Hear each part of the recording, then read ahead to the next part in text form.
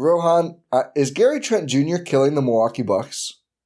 Oh, yeah, I know you didn't know. I told you for the behind baseball.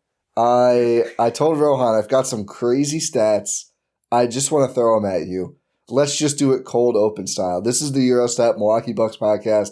I'm Ty Windisch here with Rohan Katti, my eloquent co-host. I used eloquent last time. Sensational co-host. Ooh. We're sponsored by Prize Picks, but I didn't plan this, and I'm literally, Rohan, I'm poking around some numbers this morning, doing pod prep as I do, and something stood out to me. At first, how's it going? I'll take you down a rabbit hole, but first, how's it going? I'm very intrigued now. Let's just go down the rabbit hole. People have listened. They know what's up. Exactly. So here's some data. So I was going through the Bucks lineups. Love data. Yeah, you do. I was going through Bucks lineups, and I was like, I took some heat on 2 games for supporting Kuzmania, but not against the Hornets on Saturday, but the other Hornets game and the Lakers game. A lot of anti-Kuz talk. So I was like, how bad were the starters against the Lakers? Was what I thought, because the Bucks obviously got horrendously blown out in the first half of that game. Kind of made it competitive, not really, but it was ugly. The Bucks starting lineup was actually good against the Lakers, netted out. Rollins, Green, Kuzma, Giannis, Turner was +8 in 10 minutes, which won why only 10 minutes, I think because Kuzma was kind of in foul trouble and was not playing well, but overall the team was good in those minutes. And something else caught my eye. The worst lineup for the Bucks in that game only played 3 minutes, and it's the same but with Trent in for Green. Rollins, Trent, Ooh. Kuzma, Giannis, Turner was -11 in 3 minutes. And that was surprising to me, Rohan. That's an inoffensive lineup. That's like, we talked about this, right? Like, I think they should start Kuzma. I honestly almost view Green and Trent as interchangeable. The problem with the old lineup was they're both shooting guards. We talked about that last year, too. Yeah, they're both shooting guards, but, like, you just need one less shooting guard, one more player who can rebound, and Kuzma can do that despite the offensive struggles. So I've known this one for a while, but the total plus-minus, it is still staggering. So Cole Anthony has been kind of I don't want to say villain, but derided lately. He's not played well for quite a while. He's -30 overall in the season, which is bad. The Bucks have lost his minutes over 13 games by 30 points. Not very good. Bobby Portis, I think, has been like, is he scoring enough to overcome the defense? The defense is bad. He's -14 in 14 games. So they've lost Bobby Portis' minutes, by 1 point per game, which isn't good, but it's not great. For players who are usually in all bench lineups, that's not even that bad. It's not horrible. No, it's not terrible. Again, Cole, it's like what, a little more than 2 points per game. Like that you're is trying mostly to tread water. That is mostly treading water. Part. Exactly. Yeah. Gary Trent Jr., who I remind you has started all but what, 2 games? 2 games, yep. So a lot of Giannis minutes, which we'll get to, in 383 minutes over 14 games, is -103. 103. Next closest, Jericho Sims, -44 in 9 games. The Sims minutes have gone really poorly. People like the way he plays. The Bucks have not. They've lost his minutes by a lot. Some more examples. Kuzma is literally 0. Mark Sears is 0. Giannis is +74 in 400 minutes. They've been really good when Giannis plays, except with Gary, which we'll get to. And the craziest part about this to me is all of the other starters are positive. Rollins is +19. He's the least positive. AJ is +54. Miles Turner is +29. Those are the top 4 players. And then, again, Gary Trent Jr., who started with them for the first 12 games of the season, is -103. Amir Coffey's -33. Like, there's the bench players that you mentioned have mostly played with all bench groups, are the only other players in the negative. Portis, Gary Harris, who we'll talk about today, Cole Anthony, Amir Coffey, and Jericho Sims. Guys that they throw together in terrible lineups that have not worked. Not guys who are playing a ton of minutes with Giannis. So I went even further, Rohan. In 254 minutes, where the other 3 players don't matter, but it's Gary Trent Jr. and Giannis Antetokounmpo, -40. What did I say Giannis was overall? +74. So he's +114 without Gary Trent, right? Is that how that math works? if he's a minus with him. That's staggering. And then I went to play-by-play stats to see what's the net ratings, because they let you specifically sort on-off for all players. And I promise I'm almost done with the numbers here. But Giannis and Gary on 254 minutes, net rating of minus 8.5, which is like a really bad team. That's like a terrible team. Giannis on, Gary Trent off. Are you ready for this? Guess. Yeah. What do you think? Guess what the net rating is. I gave you the raw number. The net rating of all minutes with Giannis on and Gary Trent off. I don't know. It's got to be some absurd number, doesn't it? Plus I can't even. 36. Jesus. That's unthinkable. That is, I mean, no team has ever been close to that in like a regular season. That's a preposterous number. In 147 minutes. With Gary on and Giannis off, minus 19.5, which worse than abysmal. Here's the damning part. With both Giannis and Gary off, they're minus 2.6. So through the Bucks start, as uneven as it's been, as ugly as it's been lately, they have been mid when their best player and Gary Trent sit. They've been amazing when Giannis plays and Gary Trent sits. And they've been abysmal with Gary on, whether Giannis is on or off. Like, sometimes there's weird lineup data, and I don't think Gary Trent has been like abysmal. I don't think he's been their worst player this year. But for whatever reason, he is absolutely tanking the Milwaukee Bucks right now. I don't know if it's all his fault. I don't think he's been great, but it was weird to me how staggering the numbers were. Yeah, that's kind of ridiculous. Yeah. That's insane. That's kind of absolutely ridiculous. I don't understand. Again, I thought maybe it was like the early lineup and then maybe the sub patterns with that starting lineup that wasn't working. He was a minus 27 coming off the bench against the Lakers, which everyone had minus, but he was again the worst on the team, which has been a trend.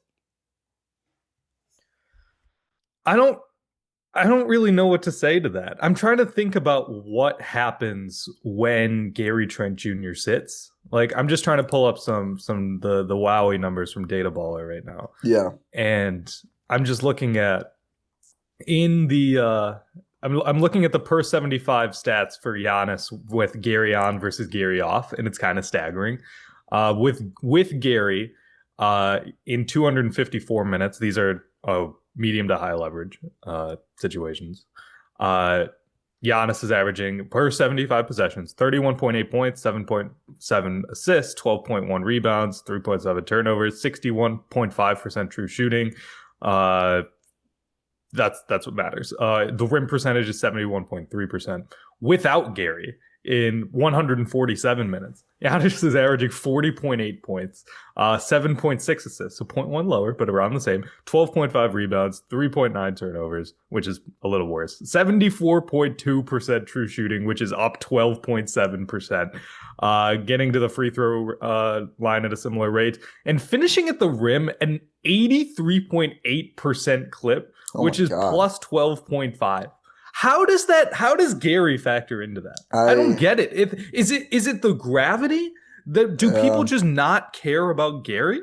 Well, I do think part of it is, and the reason why I wanted Green to remain with the starters and Kuzma to come in, is Green has the great pick and pop chemistry with Giannis that I feel like Gary has just never figured out to the same level.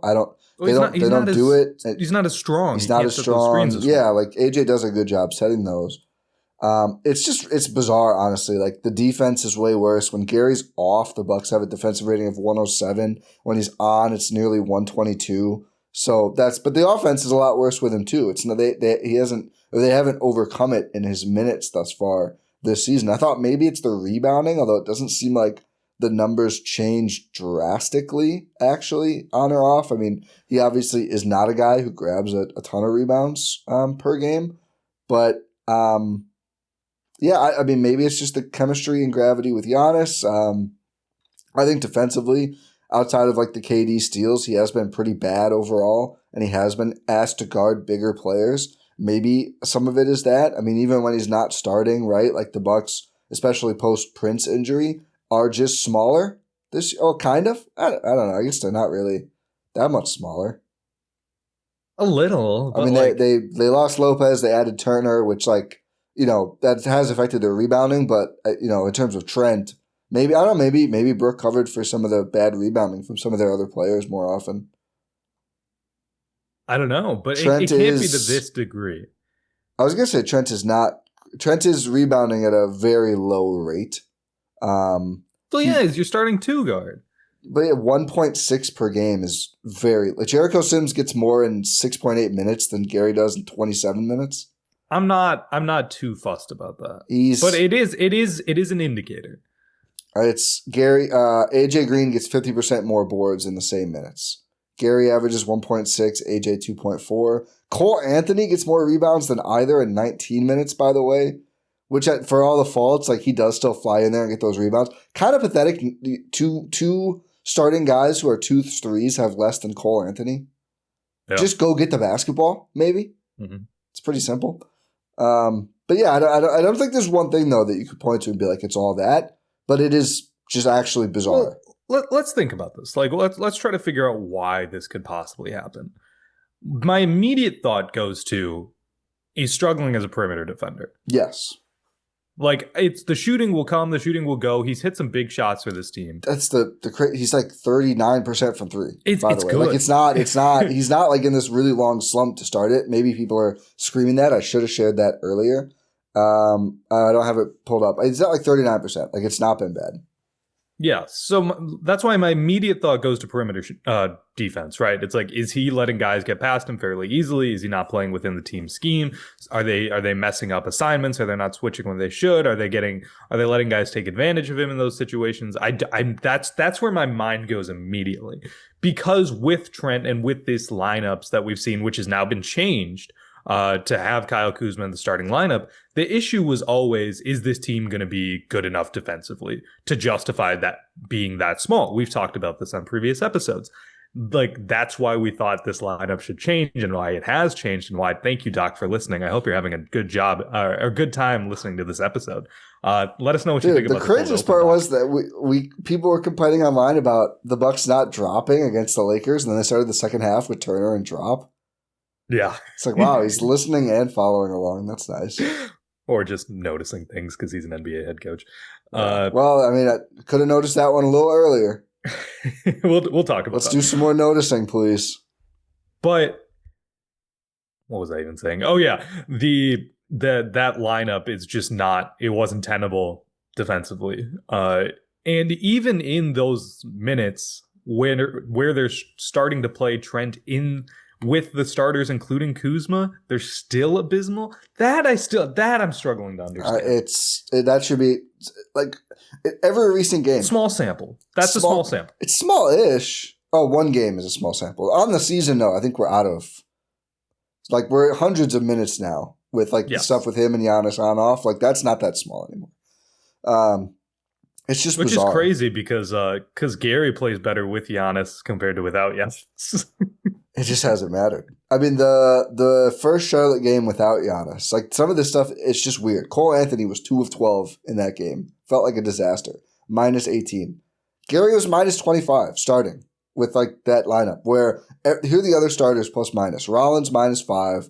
AJ Green, who was 1 of 4, minus 9. Turner minus 11. Kuzma, who was 3 of 12, minus 12.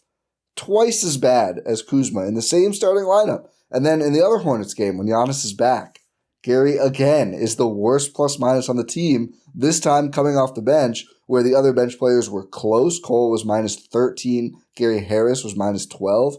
But again, Trent minus 15. Like, it's closer, but in every game, they're just way worse in his minutes. I do think perimeter defense and rebounding, which have been probably the Bucks' two biggest weaknesses, are certainly part of it. But it's just, is he their worst perimeter defender right now? Him or Cole Anthony, I guess. I was going to say it's him or Cole Anthony. But it's staggering because Portis isn't nearly as bad on the year. And usually rim defense is a bigger factor than perimeter defense. Although I guess if the perimeter's defense is really bad, it doesn't matter. Is it because they have probably like a weaker at rim defense this year? It might be that. It might be that they're dropping less, which is something that was a big deal in the Laker game, especially. So now the bad perimeter defense, there's no cover. So exactly. And that's what I'm trying to get at. Is like maybe this because Gary Trent has not like fallen off a cliff defensively this year compared to last year, right? He has. He's essentially the same player. Yeah. Like, in terms of his play style, the way how efficient he is, like he is the same player. He is who he is at this point. A better first 10 games than last year for sure. Absolutely.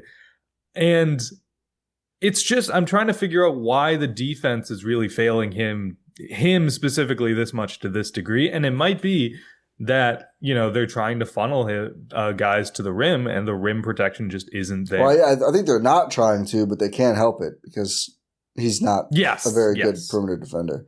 I looked to check like Portis and Trent on the Wowie stats to see how they do together. When they've been on together, the Bucks have a net rating of minus 16.97, which is not super surprising, but maybe another kind of point that just nothing is working. Also, in all minutes without Bobby Portis or Gary Trent Jr., they have a net rating of plus 30, which I think would probably not surprise. If I include Cole Anthony, it might get up to like plus 45, to be honest.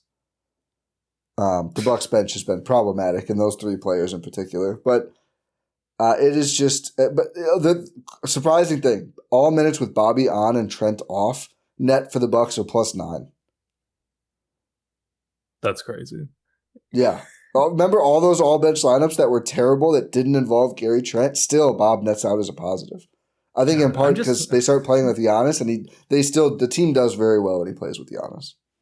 You know what I'm looking at? I'm just looking at these Wowie lineups. Yeah. And I'm just selecting Trent, Giannis, AJ, Turner, and Rollins. Yeah. Just to go back to the old starting lineup.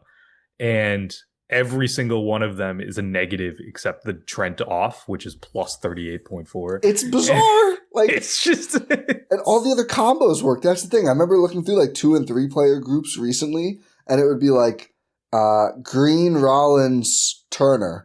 Some crazy plus. Rollins, Trent, Turner, minus 15 or whatever. Like, it's everything. It's everywhere across the board. And and when I switch out AJ Green for Kyle Kuzma, just to see. Yeah. There's 2 positives instead of all negatives this time. It's Trent off, which is a plus 39.8. My God. In 44 minutes. So yeah. Take that. Smaller samples, yeah. And Rollins off, actually. Yeah, the Rollins plus minus isn't great this year. And that's a plus 23.1 with Trent, Giannis, Turner, and Kuz in 6 minutes. So let's yeah. With Cole, that doesn't mean anything. No, that was a random stagger lineup or something from back when. But yeah, I don't know, man. I mean, I think there's a lot of things going on with the Bucks that are hurting them right now. A lot of it, or all of it, I think was on display against the Lakers. That was a dispiriting game where the Bucks really just totally lost the rope in this, second quarter, kind of end of the first, down 31 at half, come roaring back, have a really good third quarter, end up running out of steam in the fourth, second night of a back-to-back, which the Lakers were on too. But one of those games where nobody was able to step up and be the second player, and the bench really didn't work, and the starters didn't work either. And I don't know exactly what some of the answers are here. I mean, I do think the return of Kevin Porter Jr. will help just to have more bodies and another guard, which certainly feels they're low on ball handling. And Cole Anthony's in a deep slide right now, and there's really nowhere else to turn for more ball handling. There will be a couple people screaming Andre Jackson Jr. He gets in the game and immediately... I thought you were going to say Oladipo. Oh, maybe. Immediately, he sat out Saturday night, but it was a back-to-back like the Bucks. It was return to conditioning or whatever they called it. Ajax immediately gets in, throws a behind-the-back pass out of bounds, and then whips a fastball at Mark Sears' feet. And do you know how hard it is to undershoot Mark Sears? It's crazy. He's the tiniest guy out there. I mean, it's easy to go over, but I wouldn't expect it to be too low for him. That dude should look and see if the Globetrotters have any openings, man. I mean, that's how he wants to play. It is. It really is. And it's like, and then there's one where like he has the ball and he's kind of going toward the hoop, and I was like, is this going to be the moment it all clicks? And fastball out to the, some bad perimeter player who's fully covered up. And I was like, oh, I guess not. So no, he's not the answer No, I don't think to so. that situation. I don't think so. No, KPJ will help, not. but I think we're only, 1 or 2 weeks away now? Yeah. So we'll see. I mean, it's a lot of pressure to put on him. I don't think he's going to fix the Bucks by himself. But I feel like, what do you think? Against the Lakers, we could talk about the scheme and the drop a bit for sure. It feels like the Bucks bench has just been an issue lately. There's been no juice, right? There's been no creation. We talked about, and Doc talked a lot about this season, and Giannis before the season started, about how there's going to be always someone. They have so many people ready to step up. It might not be the same guy's night every night, but every night it's going to be someone's night. That's just not been the case at all. It just hasn't, especially when it comes to the bench. Especially when it comes to the bench. No one has really there hasn't been the Bobby game. There hasn't been the Cole. I mean, there's been the Cole Anthony. Yeah, we had one. It feels ancient history now, but we did have one. Recently. I mean, the closest we've come is having the Gary Harris game. It's like, that's been the only positive off the bench recently. It's just been like, oh, Gary Harris is actually an NBA player. That's awesome. It's Gary Harris is suddenly their best defensive guard besides Rollins. I don't know when this happened, but he's going to push the other Gary for minutes real soon. He played more than the other Gary against the Lakers. Yeah. And it was like totally earned. It was bizarre. Honestly, I don't remember ever seeing anything like this. A guy that we're just like, literally can't play. They should cut him for Oladipo, blah, blah, blah. And then against the Hornets, you're like, oh, the defense looks kind of good. He hit a couple shots. That's interesting. And he takes Amir Coffey's spot. And then against the Lakers, you're like, he's hitting 2 of 4 threes. He has an assist. He has a block. Perimeter defense looks really good on Reeves. Luka was just too big for him. But it's like, where did this guy come from? He just needed some rest. He's the bizarro Gary Trent. Yeah. It's like, you think he's good, but then it turns out it's like, oh, it's a bit of a struggle. It's like, oh no, we thought this dude was done. And then it's like, wait, he can actually play? He's the fastest riser right now in the Bucks stock market because we had him so low. And it's like, wait, is this guy actually a real rotation player? He's the first triple up of the year, I believe. Yeah. Could you imagine if he ends up no, I think Rollins might have gotten him. Imagine if he ends up opting out of that player option. After all the like, oh, that was terrible. He's like, oh, actually, I have more money coming. Thanks, but no thanks. That'd be insane. I don't think that's going to be the case. I don't think so, but the last 2 games that's more like what it's looked like. Yeah. Here's what I think the Bucks bench biggest issue is. And I know he had 7 assists against the Lakers. Cole Anthony is just not playing like an actual point guard. And that was a lot of the hope for that bench was he could be an organizer for them. And again, he had the 7 assists, but most of his possessions, it feels like, he just goes for it way too much. And Doc Rivers talked about weeks ago, like, we need Cole to play like more of a point guard.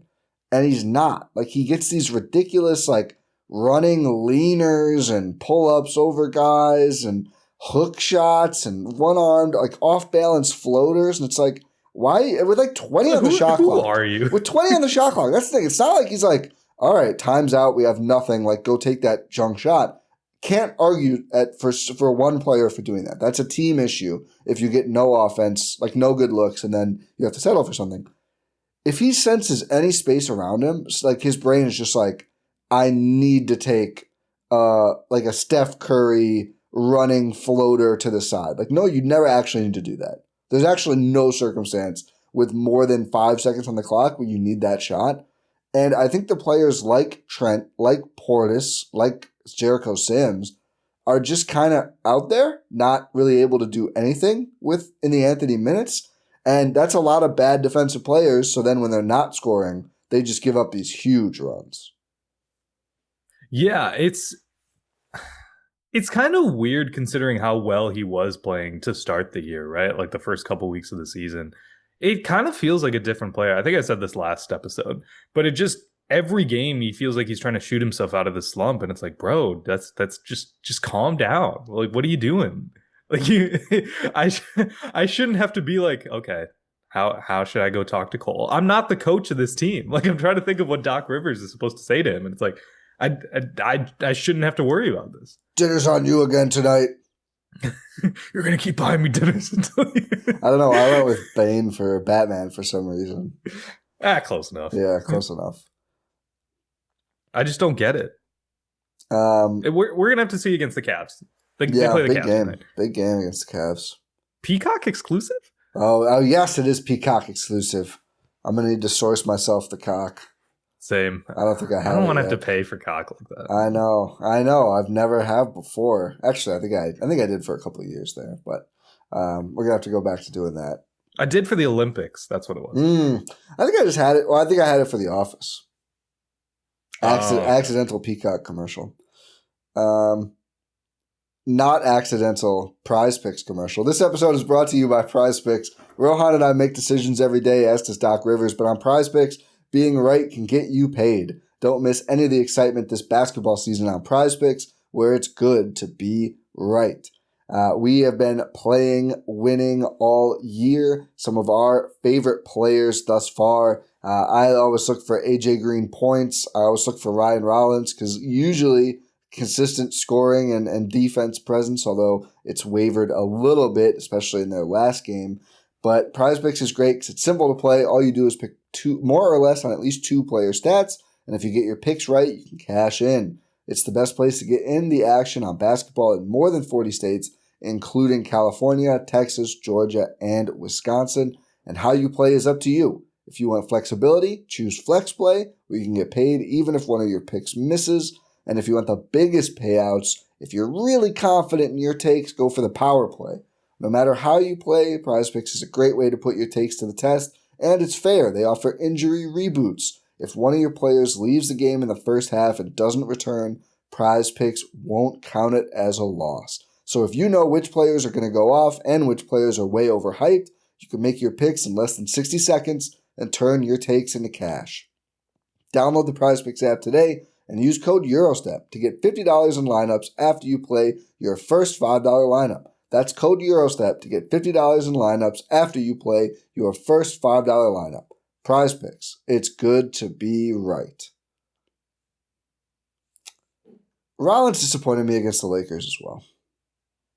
Against the Lakers, yes, I will say. He had a bit of a disappointing game. But here's the thing. I'm not even mad. At least he was shooting the ball. Yeah, he got up to 11. I think he didn't take enough early, and then it was kind of too late, but he did try and force the matter later. Which is what he needs to do, because he is the second best player on this team. Yeah. I mean, he took one fewer shot than Gary Trent in like 3 more minutes. Like, that's not going to go well. I think Gary, they needed him to in this game because nothing was working offensively, but he'll always shoot that. Like, he'll shoot. Probably, like, I don't know if there's a player who will take a step back in more different places. Oh, he really will. Like, he must be the league leader of, like, 17-foot step backs.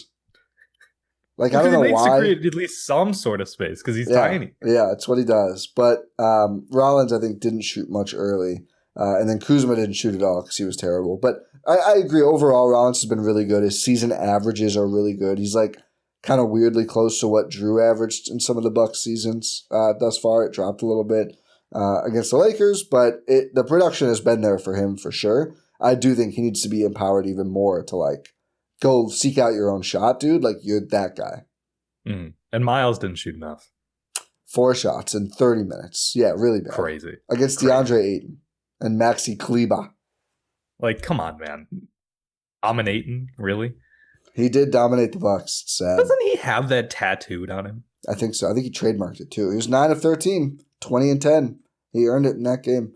You know what's crazy? He's like, that's revenge for the finals. Every time I see him, I mean, people forget now. He's become a joke.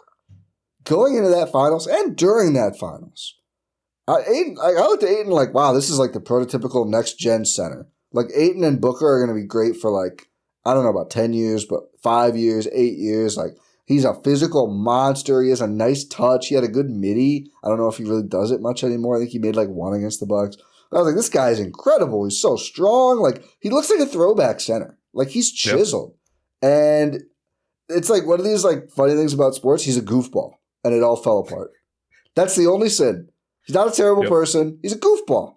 People don't take him seriously, and he had to go to the Blazers. He got bought out by the Blazers, and now he's the Lakers starting center. And I think there's still a little nervousness about him. But again, he was great against the Bucks. Well, because he doesn't try.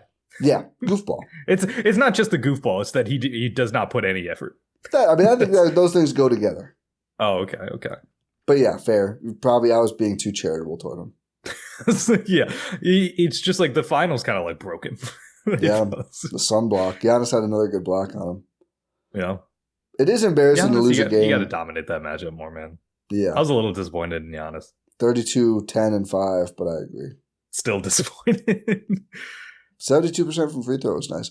It's embarrassing to lose a game when they trot out Bronny out there as like the team mascot. He's totally unplayable. They lose his 10 minutes by 6 points and still blow out the Bucks. Yeah. Started. Second start of the year? I think so. He has his career high against the Bucks. I actually thought he might have a decent game, but he just like refused to shoot. It's kind of bizarre. He was the trying Bucks to play just didn't cover him. No, I mean, but it wasn't though. He was just wide open and wouldn't shoot.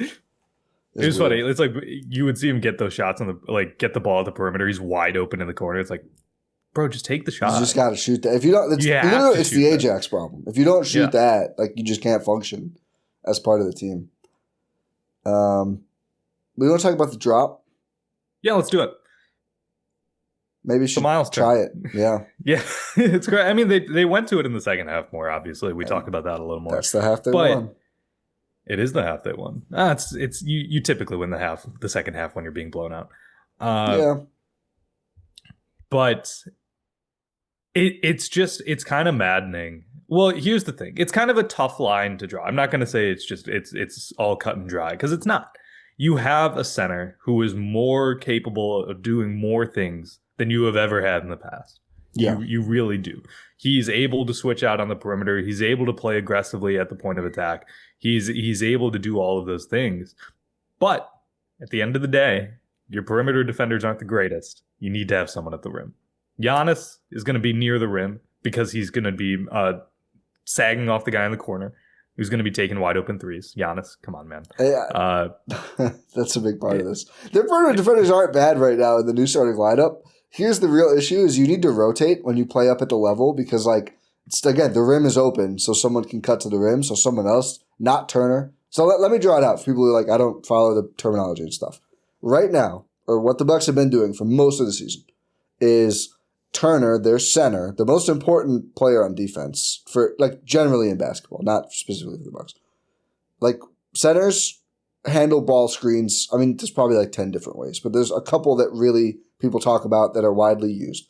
One of them is playing at the level. So if Turner's guy, DeAndre Ayton, is above the 3-point line setting a screen, Turner is all the way up there at the 3-point line, which means clearly the rim is wide open from a center perspective. Now, Giannis helps a bit, but still, it's a lot of open space behind him. So that makes it harder for the ball handler to get a shot off. But if you can get the ball to somebody else who then makes another pass, that player can get to the rim. So DeAndre Ayton did that a ton. That was most of his buckets against the Bucks. He wasn't Moses Malone out there with the post game. He's literally just cutting to the rim and dunking on nobody over and over again because the help wasn't there in time. So what we would like to see more, I think, not to speak for you, is more drop, which I don't think I need to explain drop coverage to Bucks fans. We've been through the seesaw already where it was too much drop, and then Adrian Griffin came in and we're like, wait, drop makes sense. Please stop putting Brook Lopez at the level of the screen, which is even worse than this. We saw how badly that turned out, and they mutinied him twice. But now it's I think personally, as a defensive philosophy, the best thing to do is drop until they make you not drop anymore, because over the course of a long season, taking away the rim is probably the most valuable thing you can do. Unless you're giving up wide open threes, the whole point of a good drop and going over, so the guard defender goes over the screen to not let the player shoot a three, is you make them shoot mid-rangers. And the best players can kill you on those, but it's still a lower percentage shot. And over the course of an 82-game year, you're probably going to be a pretty good defense if you make teams take those instead of either shots at the rim, which is the worst, or threes, which is the second worst.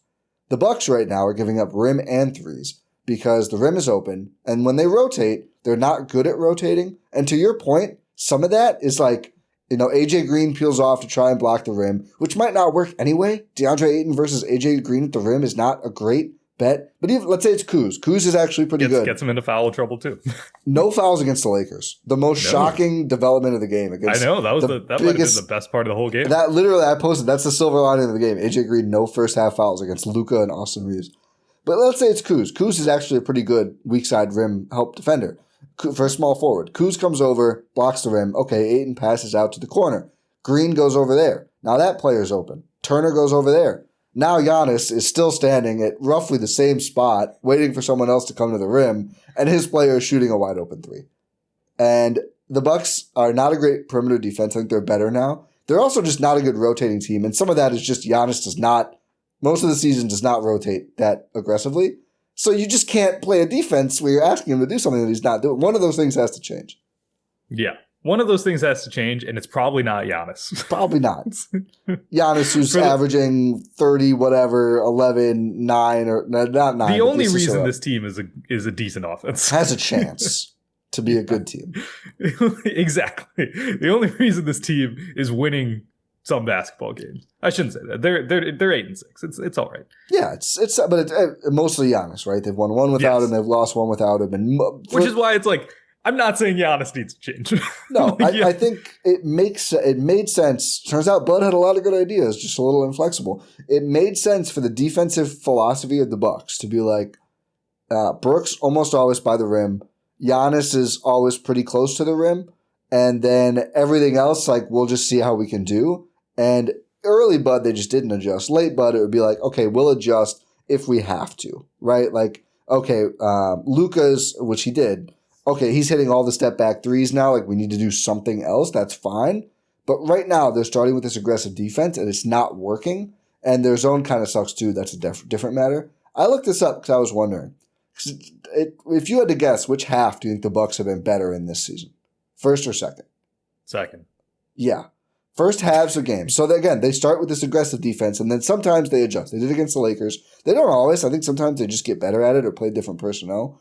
But first halves of games for the 8-6 Milwaukee Bucks, net rating of minus 7.1, which is terrible. That's like a tanking team. That's really bad. So they are starting out games. I mean, there's about 100 possessions in a game. So, you're losing by like 4 on average, but that's not good. And then in the second half, they are plus 4.9, which is 8th in the NBA among second half teams. But obviously the number amongst first half teams has them 23rd. So the only teams who have worse in first halves in the NBA this season, Dallas Mavericks, so bad they just fired their GM. Memphis Grizzlies, things not going great there either. Someone's actively trying to be bad on that team. Utah Jazz, Ainge's kid was like, we're not going to tank. We're just going to get rid of all of our good players. Indiana Pacers, the whole team is hurt. New Orleans Pelicans, coach just got fired. Washington Wizards had a players-only meeting. Keyshawn George Keyshawn George said. Did I miss this? When did they have a players-only yesterday meeting? Because they lost to the Jazz in overtime. He probably had to Google Gemini, how do you have a players-only meeting? These guys are 10 years old. Chris Middleton's there. I mean, they probably did it. Do you think Chris Middleton's actually in that players-only meeting? There's no shot, right? They're just like, Chris, you don't need to be here, man. It's fine. Okay. It's fine. We know you're an absolute professional, man. Yeah.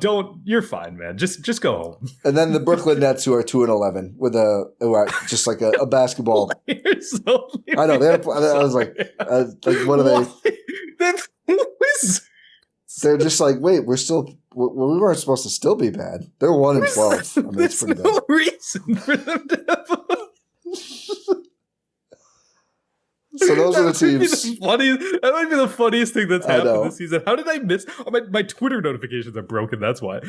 This was not. I happened to see a Wizards beat writer shared this. This was not national news, Rohan. Oh, okay. No one cares that the Wizards had a players-only meeting. Okay.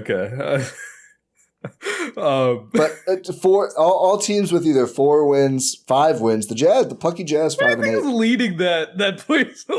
That's what I'm saying. That's someone who asked AI because these kids Alex don't know. Sarr being like, man, am I the grown up in this room now? Yeah. Like I'm a second year player. It's Corey Kispert. It has Corey to Kispert, be, right? Yeah. Come on, guys. We should be on 30-win pace, not 8-win pace. Do you think they say that? Like, come on. No, this is so funny. You got to get double-digit wins, guys. 1-12 is pretty damn bad, dude. They played some bad teams. I think this was the first time in a long time. This was I saw the stat when all 3 of them were 1-10. Yeah. Not 1-11 or 12 or whatever they are now. For the Wiz, yeah. It's the first time in years that we've had 3 teams this bad. If you look at it, actually, the East looks like the West. The team in 11th right now is 500. Like wow. We usually it's like there's like 5 or 6 teams that are good and then the rest are terrible. Become so mid that it's competitive. Well, the bottom is so bad The Wiz, Pacers, and Nets have as many wins combined as the Hornets do in 12th. 4. Wow. So they are just like giving up everything. So the Bucks are down to 7th at 8-6, which like 8-6 over a full season usually is probably top 6 in the East, or at least close, which I guess they are close. But 7-5 Sixers are 6th now. The Pistons are 11-2. Like the East is like, yeah, I guess it is. It's so mid. It's that's like 47-ish win pace. I mean, the 9th seed in the West is 6-7, under 500. So usually you don't see that. I think it is just the imbalance. I mean, the West has some bad teams too, but they also have better teams at the top. Absolutely. What were we talking about? Oh, the first half. Yeah. So they're. I think again. I think that tells you though, like not just with the defensive thing we're talking about, but just overall. Their first half plans and execution are bad, and then they have to come out and play different and better in the second half, which is a huge problem. Well, here's the thing. Also, in the first half, aside from these last couple games, that's where you're playing Gary Trent. Which is just, I still can't be, I'm still flabbergasted that just every metric says that Gary Trent Jr. is just tanking. Again, like I didn't want to be like unfair about it. I'm like, let me look. It's not his fault. Like even if all the metrics are saying like it's like he is the common denominator, that's just not how it works. There are other factors that go in. I don't know. I kind of want to see him just not play a game and see what happens. He doesn't play against the Cavs. They win by 45. I was going to say they put up like 180. AJ Green windmill dunk. Freed from the shackles of Gary Trent Jr. I don't know, man. Oh my goodness. Can you imagine? I would love to see it. Giannis goes 8 of 10 from 3. He was from 3. It doubles his attempts and makes on the season probably. This is concerning. Giannis's mid has been Gary awful. Harris does he strips Donovan Mitchell, does the Jamal Crawford through the legs alley-oop to AJ. Oh my God. Green. Please. Then you cut Gary Trent Jr. If that happens, you're like, nope, we got. I think he lives in Miami. Send him to Miami. It's just like, we tried, but trust me. Yeah, give us Andrew Wiggins. Please. I mean, the salaries. Or just no. It doesn't work at all, trade wise. But I mean, this is, and I've never really been a huge believer in this. I am like ready to test the Ewing theory. It's just every combo has been so bad. It's like, it's startling. I mean, maybe test it. Why not? Rest him a game. Like Doc's got to play some mind games. Saying like, hey man, you've been playing every game this season. He made Giannis rest and then said it. I mean, maybe don't say it out loud this time. Yeah. Maybe don't tell reporters that you're resting guys, Doc. Or if you do do it in the proper window. Yeah. So you're not getting investigated. I can't believe Congress is investigating the NBA. That's trustworthy, guys. Crazy. I said this. I don't know if you heard me. Concerning development, Giannis is midi. Oh, absolutely. No, that's been concerning all season long. It feels gone. 16.7%. The only good one he's made is that Pacers one. He tried it again at the end of the Charlotte game. It was just the worst air ball you could ever see. Do you know he's shooting 50% from 3 this year? Do you know how many total threes? Oh, I just broke the stat thing. Do you know how many total threes he has made from both corners combined? 0. Yeah. They're all above the break. It's the only threes. It's the only ones he's even shot. Fit in the corner. It's the only ones he's even shot. I've never seen this before. Left corner, right corner. 0, 0, 0 above the break. I think he made like 1 last year or something. Yeah, he's never over there. He doesn't know what to do there. His in the paint non-restricted area is also only 35%, which is really bad. Yeah. But 75.9 in the restricted area, where he takes 14 of his, almost all of his shots per game. That helps. Yeah, that does help a lot. No, Giannis's midi is just gone. It's weird. Yeah, it's transitioned to the 3. I'm fine with that, but like he still takes too many. He takes 1.5. It should transition again. It should transition to free throw, and it doesn't matter. Yeah, that'd be better. Although his free throw lately has been pretty good, actually. It's been all right. He's up to 62.2%, which is better than last year, but not terrible though. Not good. It's terrible. Yeah. You need to shoot 75% or more. That's when I'm going to be happy with Giannis at the free throw line. It's so funny because that sounds like so much, and that would be like 1 more point per game, which would help. But yeah, it also 80 more points in a season. Yeah, it'd help him be respected more. Yeah. It'd be great, actually. If Giannis got to 80%, he would be by far the best player in the league. Like, it's not even close. He'd be averaging like 35 points per game this year, too. Yeah. He could have a scoring title this year if he did that. He might still. Which is still insane. I think Shea's going to get up there. Whenever Luka qualifies, Jesus Christ. I mean, that guy. I mean, we can talk all about the stuff the Bucks did wrong. I think they would have had a real shot in this game, and he just is like, well, they get down to like 13 in like the third quarter or early fourth, and he's just like, oh, I'm going to hit 3 straight step back threes and make it 22 or whatever again. It's like, oh, okay. Yeah. Oh, Luka does qualify now, or at least they're showing him here. He does lead the NBA. 9 of 19 from the field to get 41 just doesn't. Yeah. Helps him to go 18 of 20 from the line. Yeah, exactly. It's crazy. He's shooting 32% from the year on 3, and still, it looked pretty good last night. That's for sure. Oh yeah, it did. 5 of 11. He'll take that. I think they're the only team with 2 top 10 scorers. Reeves was good too.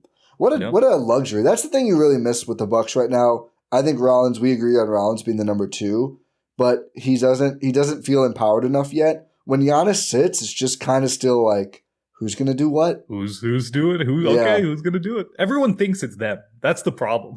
And well, the problem is twofold. Everyone thinks it's them, and it's not. Yeah. If it was, that's like, okay, great, we'll figure it out, but it's not. Everyone except Jericho thinks it's them. Honestly, I will say, Bob's not even shooting that much, which is actually kind of a problem. He went too far the other way. Yeah, you're still not going to help us that much. Like, we need some more scoring. You can't. You're not going to help this team by locking in on defense, Bob. I'm sorry. I mean, it's better than not, but they need a little more. It's better than not, but it's not how you empower this team. Like, what is Bob? I don't know. How do you have this team of players, the perfect? I don't even know if you can say perfect, but theoretically, the perfect fits next to Giannis, and this offense is still trying to figure things out.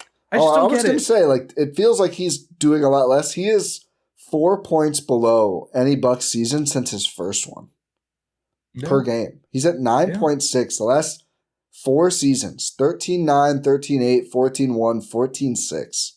He's not even a 6 man of the year candidate. No, he is playing less. Let me look at the per 36. And it would have been Kuzma as the best bench player. He's still shooting less even per 36 and scoring it's crazy. less. It's crazy. Kuzma's just so up and down. Where are you at with Kuzmania? I think I'm the highest on Kuz right now. You absolutely are. I'm still there. They keep winning when he plays. Here's the thing. With Giannis, just do it. Yeah. Do it more consistently. I know, it's terrible. You can't do this. You can't do the 30.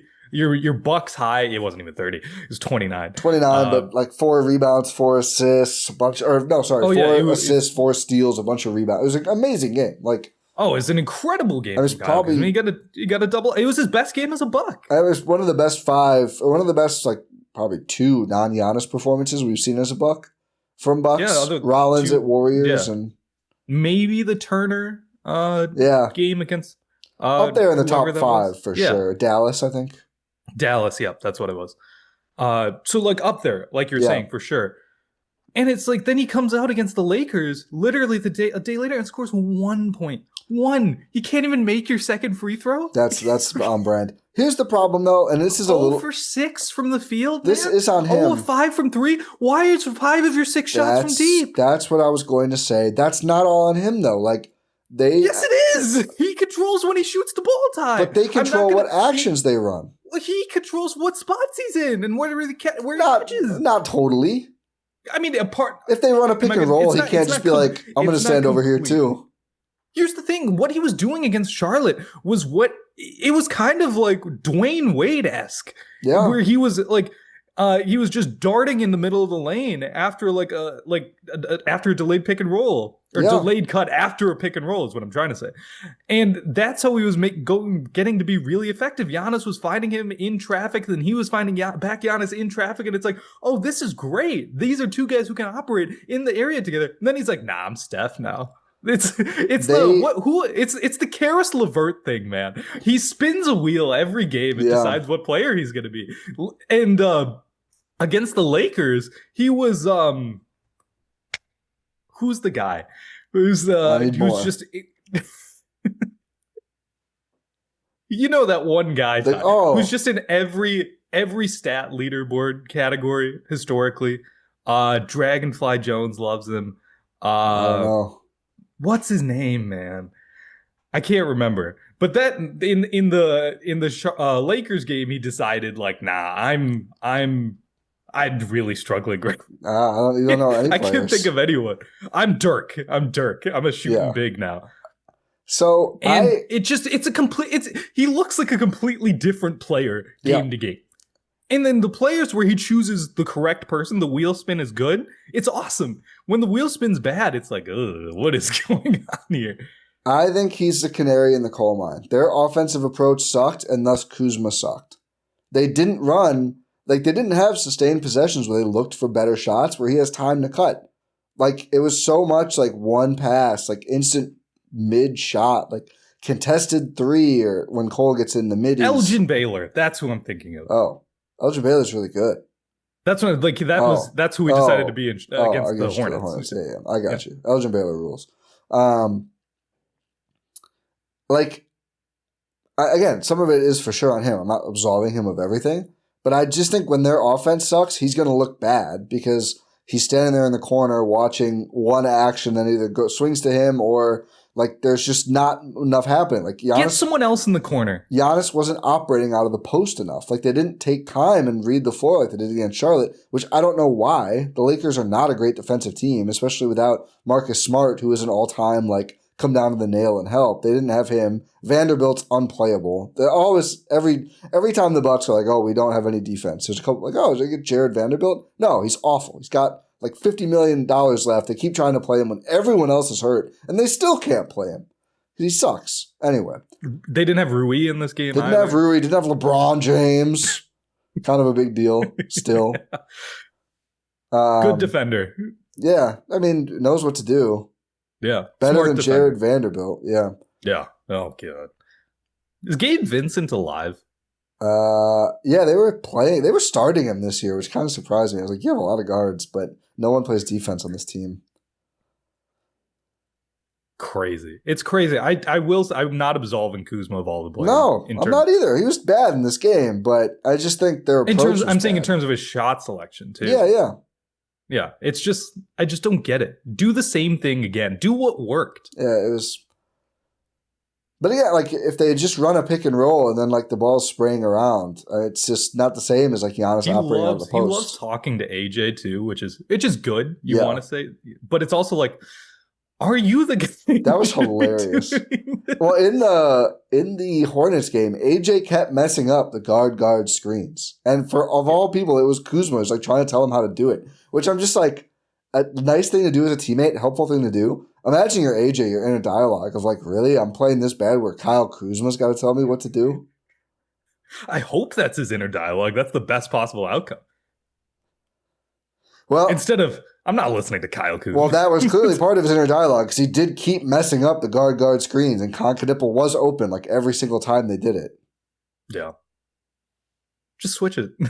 Yeah, that's what they were doing. I don't know what the delay was. Just switch it, man. Yeah, it's I don't know. It was bad. That's easier for you. Right.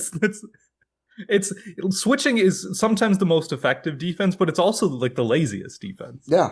No thought. And just okay. You run there, I run here. You don't even have to run sometimes. The offense will run for you. Yeah. They'll get into the spots for you. Yeah. Like, I don't want to navigate this screen. Oh, I won't. Just go with this guy. This guy's coming this way. Hey, buddy. I got you now. Yeah, nice. It's crazy. The Bucks just aren't very well coached, though, and I think it looked better earlier. But lately, it's just like I think their offense, like, probably not structured enough. Again, like, I think this Kuzma thing is kind of a symptom. He was bad as well. And again, I'm not saying he was all let down by everyone else, but like this felt like their offense was unintuitive and they weren't opening up very good shots against the Lakers. And defensively, again, like this super aggressive scheme is just there's no reason to start games doing this. Like our whole thing with the Bucks defense was like they could be a really good group if the perimeter defense is solid. Someone like Rollins, who is leading the league in deflections, by the way, that came true. We talked about that before the year. But this all defense might not be Wes Matthews Memorial. It might be he makes second team. the problem is they're like 25th in defensive rating because they're not getting enough out of Giannis and Turner around the rim. That's fair. Wemby might win Defensive Player of the Year with the Spurs being in a defense. Well, deflections are less sexy than averaging like 5 blocks per game or whatever. Than being Victor Wembanyama. Did you see that possession of him guarding Steph? Yes. That's insane. No one should be able to do that. 22nd in defensive rating. My bad. It's not good. No. And now minus in net rating for the season. Great. Certifiably mid. Stop getting blown out. How about that? They've not blown anyone out. That's the other problem. Both are problems, but they're getting blown out and not blowing anyone out. No. What was I about to say? I'm struggling. I had a good point that I was going to make. Rollins, was Wemby. It about Rollins? Wemby? No, it was about Ryan Rollins. He's good. I'm trying to. Did you ever watch Winning Time or see the clips from it? No, I saw some clips. Yeah. So like the locker room speech where Pat Riley like calls out the whole team, and then he says, "I think Rambis is going to start because they needed to switch the starter lineup," which felt insane, but I think it worked for them at the time. And Jerry West goes, "Riles. I mean, that's a great speech, but we can't." And he goes, "Enough with this Riles bleep. It's coach." Rollins needs to give a similar speech like that to like Gary Trent and these other guys. Like, enough with this. We're all on the same levels. I'm the second guy. He needs to do that. I'm him. Yeah. I remembered what I was going to say. Something I wanted to bring up. Giannis at the end of the Charlotte game made me want to gouge my eyes out in that last possession. Yeah. I mentioned it already. I'm mad. I'm so They mad just do it that. every time. It just like do something. It was the connection. It was him and Ryan Rollins. It's like, you have to do something else because it's worked. It was against the Mavs where you're getting good results in clutch time when it's Giannis Rollins 2-man actions, and that will usually benefit Giannis, but it'll sometimes benefit Ryan Rollins as well. But you have to play that against the Hornets. It's just like Giannis is like, nah, I got this, and like I can't even be upset about it because he is the greatest Milwaukee Buck of all time. Yeah, I can't. But you still can. But it's also like we want the Milwaukee Bucks to win the games too. Yeah. And again, like that's probably he's 1 for 2 in those situations this year. 50%. Not bad. I feel like there was another miss in there. It's still a pretty decent percentage this year. Yeah, but we know the overall season number is again 16.5. It's just like, can you do something else, man? Like again, it's like coaching. Like they're just uninspired. Get Rollins involved. Or Rollins, go involve yourself. That's part of it. There's got to be make yourself a nuisance. There's got to be some more dialogue. You know what I saw? What? It's a fun clip. It was like Jeremy Lin's like first game with the Lakers, or not his first game, one of his first season with the Lakers, and it was the game clock was running out. It was a tie game. Jeremy Lin's bringing the ball up, and he waves off Kobe Bryant to take the shot. And Kobe's not like standing there like super mad or anything. You know what he does? Even though he's like, really? Like, he's like, is this what's happening right now? Jeremy Lin's waving me off. You know what he does? He comes and sets a screen so he can get his defender off of him and still lets Jeremy Lin drain the shot. Yeah. It's that type if you're of going to mentality. do it, like, why not get like some help? Like they just inbound it to him. He just posts up and takes like nothing happens. And in this situation, and I hate saying this, but it's like Rollins needs to be Kobe Bryant. Yeah, I mean, somebody needs to do something with those players because it is like, and it's going to get worse. He goes and involves himself. Once the scout is out, it's going to get worse. I think the success rate will be worse. Like, oh, you're just going to do that? Like, we'll send another guy when there's 2 seconds left because we know you're going to spin away from the hoop and rise up, and we can get someone else in your face too. Yeah. I mean, and again, to their credit, it's a situation where you don't want to cause like a loose ball or a live ball turnover because it's a tie game. Yeah. It's a situation where you want to be able to run out the shot clock or the game clock, excuse me. So you want to take just the best shot possible, or not the most open shot you could possibly get. And that is going to be the most open shot you can possibly get. when when you don't want to cause any sort of live ball turnovers, you just want one guy dribbling the ball. That's it, right? It's a Giannis turnaround. That's the best you're going to get.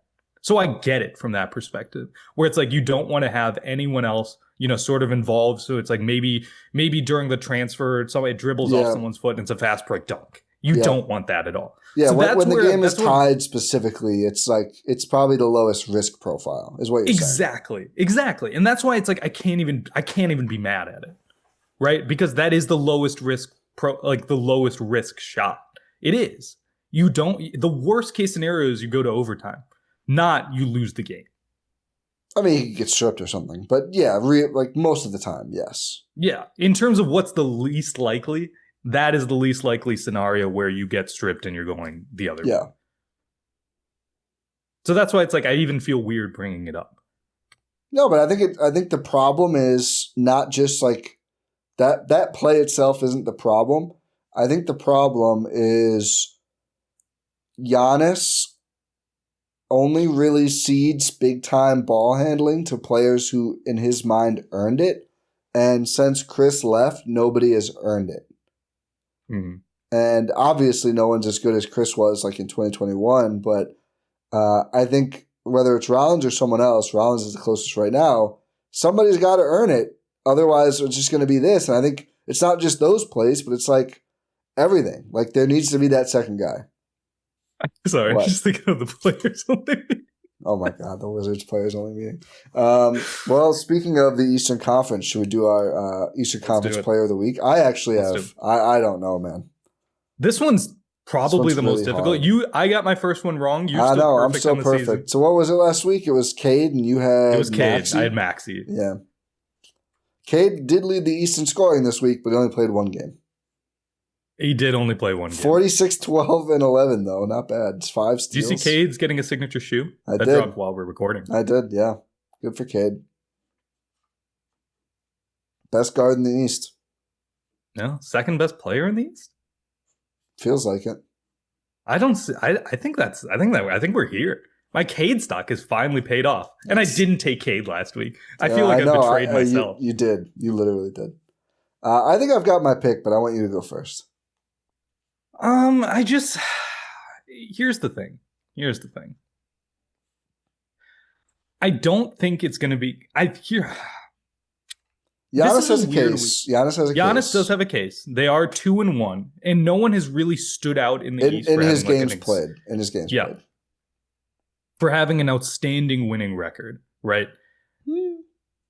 Outstanding winning record in the East? I think it's going to be Jalen Johnson. You think it's going to be Jalen Johnson? He did have that absurd game. Hawks 4-0 in games he played. He averaged 24, 12 boards, 9 assists to 3 turnovers, and 2.5 steals. Shot 60, 57, 78 splits. Yeah. Nicolay High School's own Jalen Johnson? I think Milwaukee's own. He's 15th in scoring this week, which that's a little low, but I think the bulk stats in winning, they're going to give it to him. Absurd plus 19.8 per game. The Hawks rolled. I don't know how hard their competition was, but he looked great. So I think I'm going Jalen Johnson. Giannis has a case, 2-1, 29, 8, and nearly 10 assists per game, but also 5.7 turnovers. Mm-hmm. If the Heat had won more games, it probably would have been Norman Powell. Yeah, 1 and 2, but 37. I think he just doesn't have the counting stats. 32 points, but then 3 rebounds and 2.3 assists. Yeah. Mitchell, the Cavs went 1 and 2 in his games this week. Yeah, so he's just, I think, out. Didn't shoot well either. Yeah, a lot of the East teams lost this week. Like Kobe White was great, only played 1 game. Michael Porter Jr. It was his first game of the season, right? Yeah, it was. He had 27, so 27 and 8 assists. Great emergence. Here's the thing. Here's the fun thing. I'm playing a 9-cat fantasy basketball league. Oh, this yeah. year. And the closest one, I was up 5-4, and the closest one was free throw percentage. Oh, boy. And I'm watching the Bulls and the Jazz just go into double overtime. Well, this guy I'm playing against has Lauri Markkanen, who's just constantly getting to the line. And I'm like, is this really going to happen? I'm watching the end of regulation. I'm watching the end of the first overtime. I'm like, just end this game. Just end it. Just end it. Just like, why is this game not over yet? Yeah.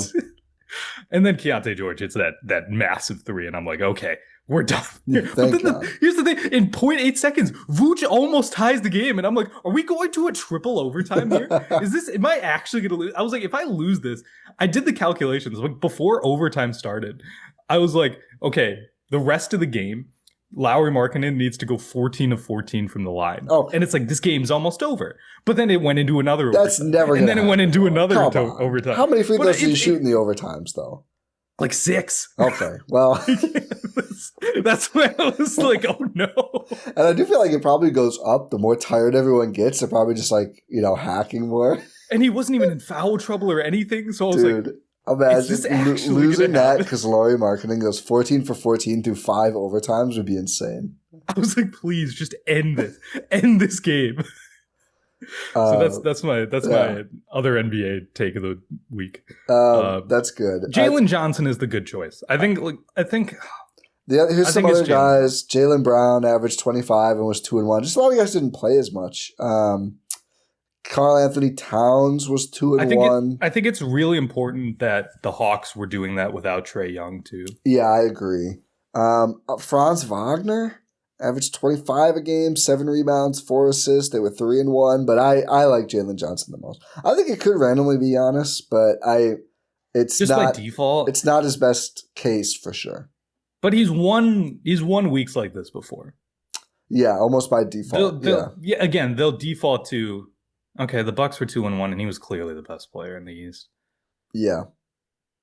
So that might be it. I think he's got a shot. I am going to lock in Jalen Johnson, though. I do feel good about it for my week 4 prediction. Yeah, this is week 4. Yeah, I'll go Jalen Johnson as well. What have we had? Giannis, Maxey, and Cade are the first 3. Yeah. Mm-hmm. So Jalen Johnson, week 4. Eastern Conference Player of the Week. Fun way, I think never looked at the weeks like this enough, but fun way to look back at the week and see who did what. Exactly.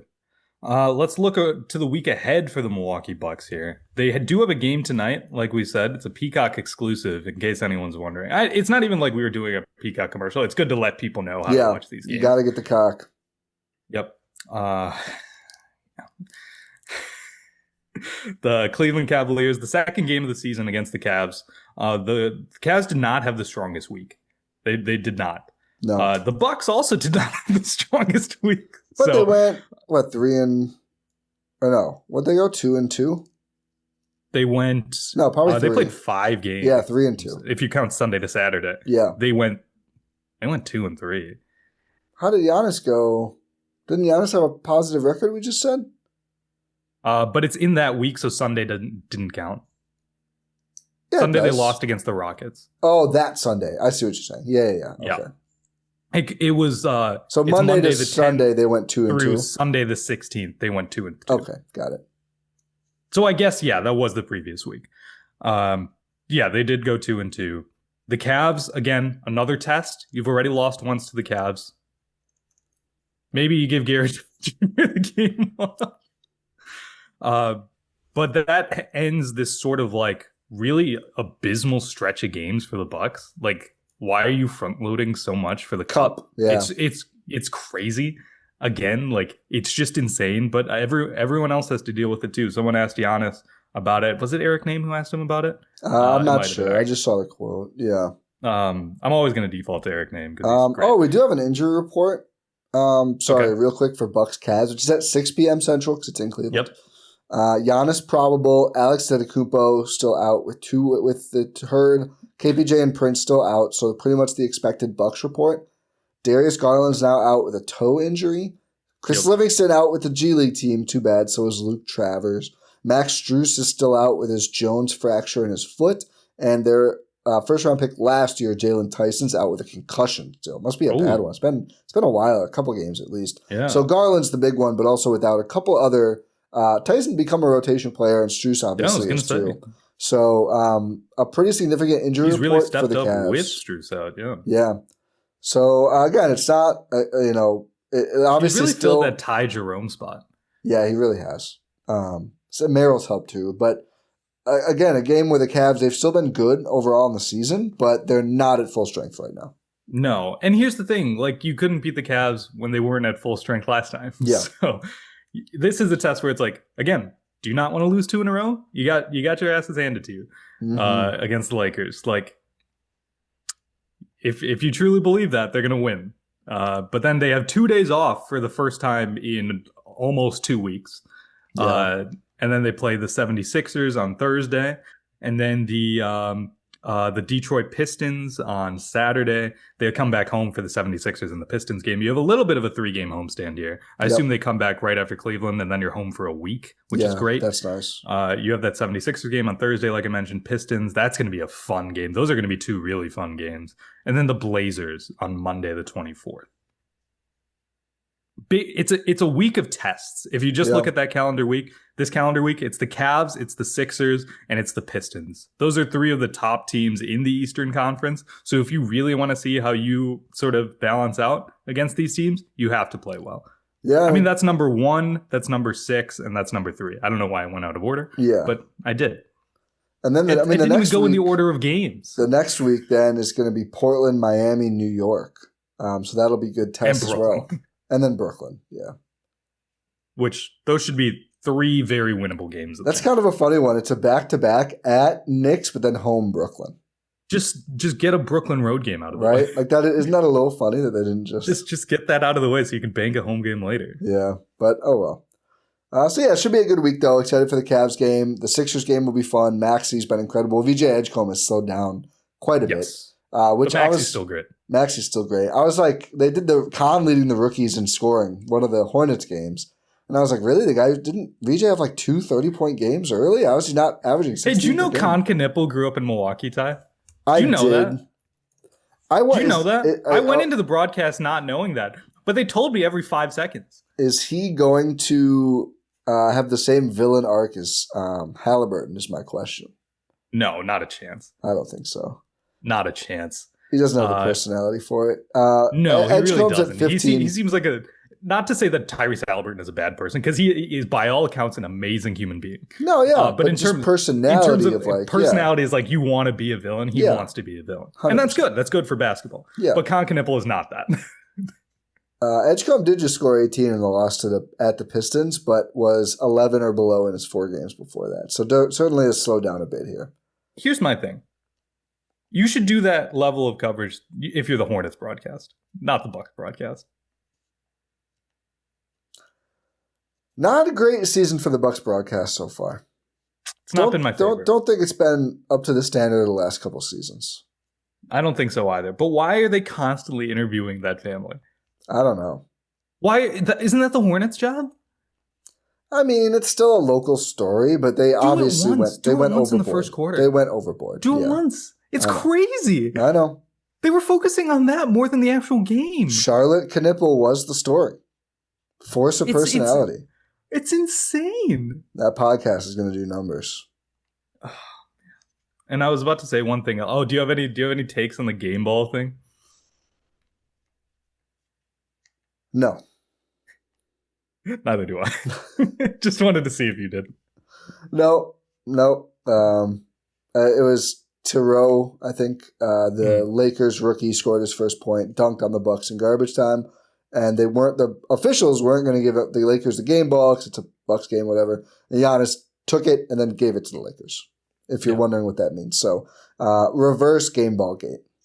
Yes. It's actually positive, heartwarming game ball gate. Just doesn't like the Pacers, which I think is totally fair. Yeah. I think it speaks volumes about how they handled that. Yeah. The Lakers did win this game. Yep. The Pacers did not win that game? No. That was the Giannis record game, right? Yeah. 61 or what was it, 61? 63? 64. 64. My bad, Giannis.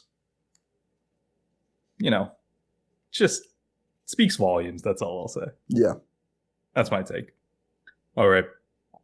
We will be coming back to you later in this week. And hopefully Gary sort of figures some things out.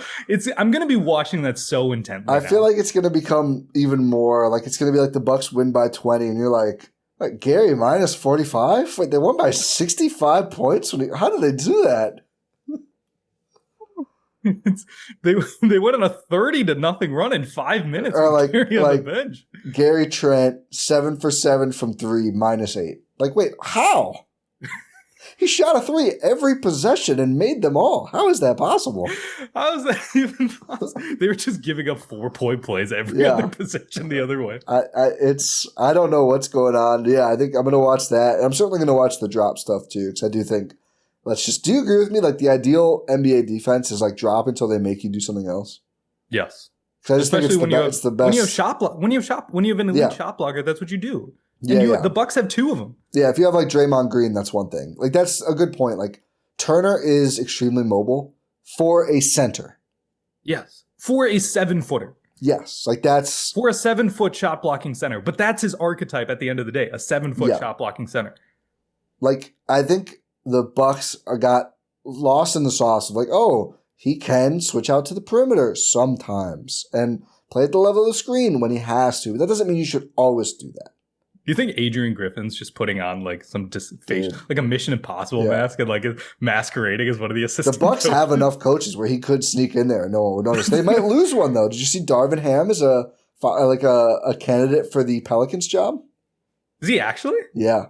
Oh wow. Do it. You have to do it after the Cup.